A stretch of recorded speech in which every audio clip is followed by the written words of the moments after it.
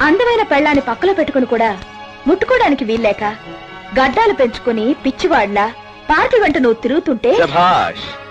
నా చిటికిన వేరంత లేదు నీ చిన్న మెదడు. ఎన్ని ఆలోచనలు చేశావే. ఏ నన్ను ఏమి అంటావా? పెళ్ళానివి కదే.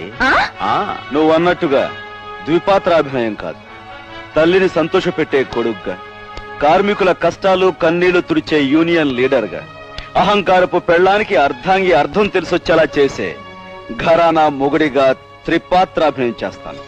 అగా నువ్వు చెప్పింది నేను విన్నప్పుడు నేను చెప్పేది పూర్తిగా వినాలిగా. ఇంకేమన్నావు? నీ అందం చూసి నేను గెడ్డాలు పెంచుకుంటానన్నా. హ, ఈ గడపలోనే కాదు, నువ్వు పూర్తిగా చీర ఊడదీసుకుని నా ఎదురుగా నుంచున్నా చిరునవ్వుతో నిగ్రహించుకోగల కెపాసిటీ ఉన్నవాడిని.